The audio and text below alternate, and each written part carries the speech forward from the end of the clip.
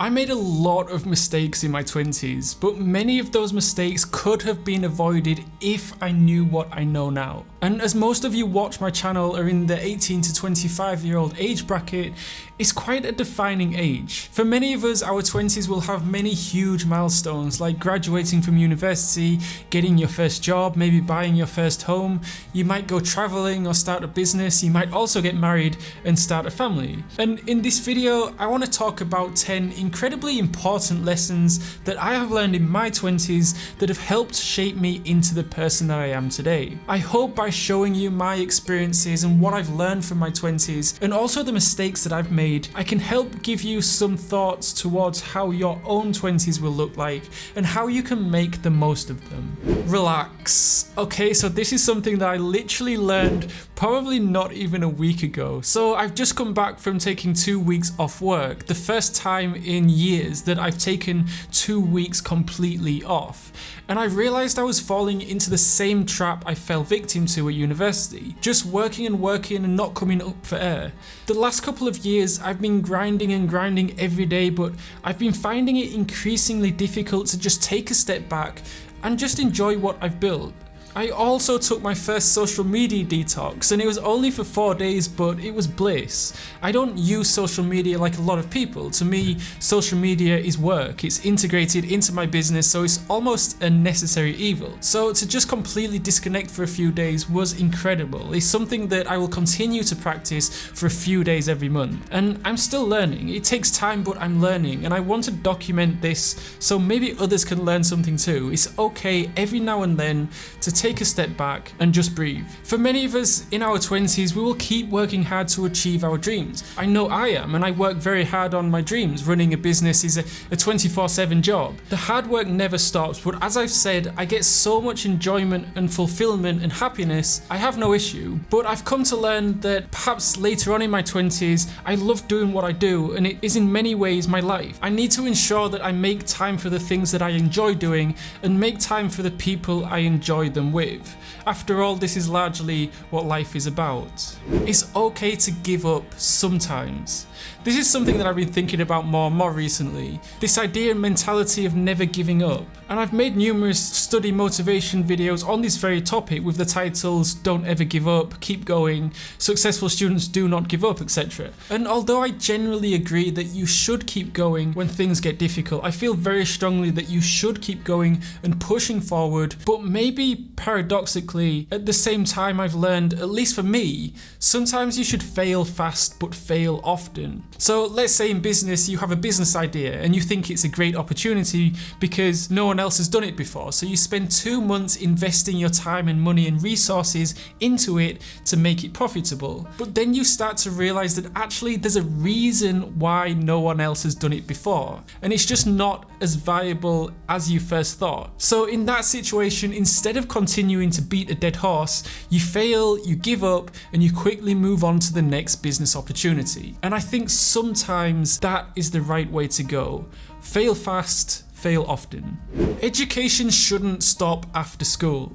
There are 2 types of education: formal education, such as going to school or university, and informal education, where you read books because you're interested in them, where you listen to educational podcasts and watch documentaries because you want to learn. And it's this informal education that I'm really passionate about, because I think that's often what separates someone that is what you might consider an average performer and someone that is incredibly successful. The person that is successful is more often than not a lifelong learner. So even after graduating from university, I was still learning every day. But the beauty of it is that I can now learn about things that I want to learn about, not what the university curriculum forces me to learn about. So one day I might be listening to a podcast or watching videos on health and fitness, and then the next day I might learn about social media, and then the next day I might learn about growing a YouTube channel. I can change topics whenever I want, but one thing stays the same. As every day goes by, I continue learning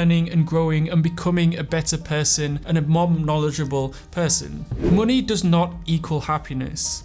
I always thought that once I can finally buy a nice car or buy a nice house or save X amount of money, then I'd finally be happy. But that just wasn't the case. Now, money can be used as a tool to help you achieve happiness, but it's certainly not a direct positive correlation. There are plenty of depressed millionaires and billionaires out there. In fact, there have been some studies that show that excessive wealth can actually become a burden and decrease your happiness. A 2018 study by Purdue University used the data from the Gallup World Poll, which is the most comprehensive and furthest reaching survey in the world, surveying 1.7 million people. And the researchers found the happiness of an individual did increase with money up until their income reached $95,000. And at $105,000, their happiness levels actually decreased. And Brad Klontz, a financial therapist and psychology professor at Creighton University, said, once you hit that middle class level, there really is no correlation about that. At the end of the day, we're humans and we struggle with existential issues like, what's the meaning of life? And those sort of questions don't go away when you get a bunch of money. More money doesn't make us happier, but making more money relative to the people around us does. This is because we have an evolutionary tendency to compare ourselves with others. It's a psychological phenomenon called hedonic adaptation, where over time we get used to the increase in money and the upgrades in our lifestyle, and our happiness goes back to its base level. Minimalism.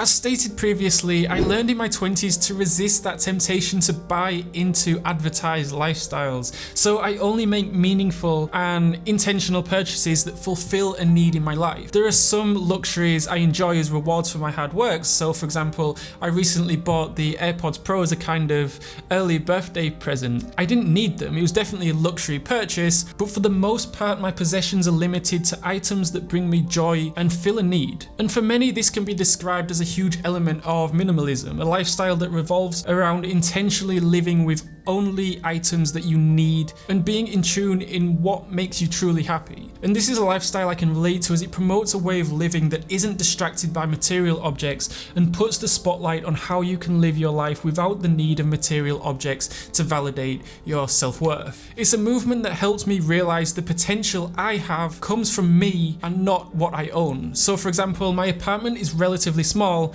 and relatively empty. I don't have loads of things everywhere because I just don't buy a lot of stuff. Buying things doesn't necessarily make me happy, especially not long term. And I think with society on a whole, we're kind of trapped in this idea of consumerism where you must buy the latest new technology or follow the latest trends. And I think it's important to at least make a conscious effort to think the things that you're buying, are they actually making you happy long term? Because quite often you'll find that they're not. Travel.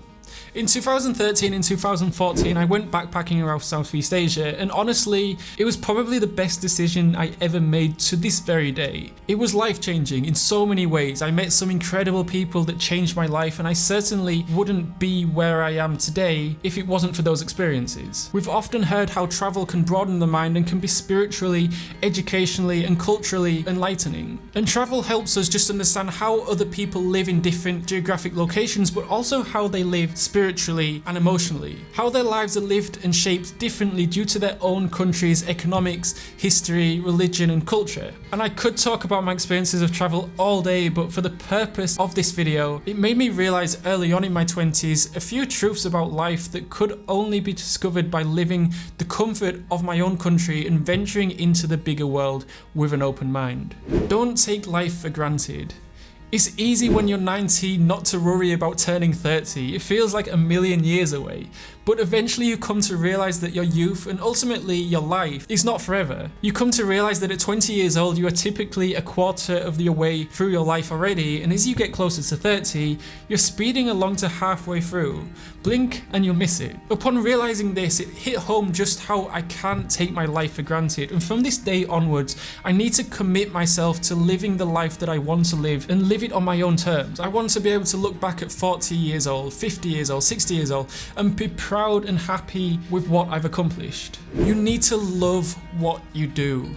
There's nothing wrong with working a standard 9-to-5 job, or even a job that doesn't actually pay that much, as long as you're happy working that job. But life is far too short to spend it working a job you don't like, that makes you unhappy, and especially if it keeps you from fulfilling your dreams. I could make a really good living working a 9-to-5 a few years ago, and who knows, maybe if I stuck at it, I could be earning more than I am now. But it's not what made me happy. It was not the life I wanted. I can't spare the thought of spending any more years doing something I don't enjoy doing, and I only have this one attempt at life, and I want to ensure that it is the best life that I can make it. I know my future self will thank me for finding a way to make a living doing what I enjoy. And I talk a bit more about it in a video I made recently on why I'll never work a 9-to-5 job again, and why I much prefer working for myself. You can click on the pop-up banner above to watch that. Make my own path.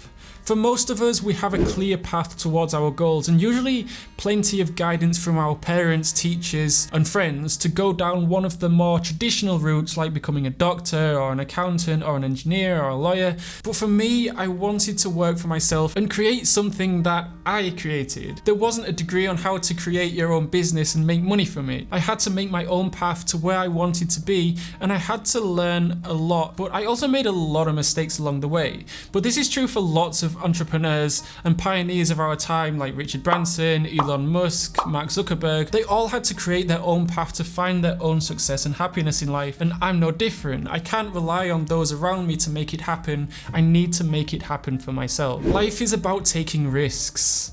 Just to be clear, I mean calculated risks, and always with the right knowledge and advice first. But I learned in my 20s what many may not learn later on, that sometimes you need to take risks in order to reap the higher rewards. Starting a business is a risk. Quitting my 9-to-5 job was a risk. Moving to a different country was a risk. I was born in the UK, but recently, last year, I moved to Vietnam, where I'm living now, and they could have all had negative outcomes, but fortunately all the risks have come with rewards that keep on giving. Perhaps as a result of careful planning and seeking out advice and knowledge where I could.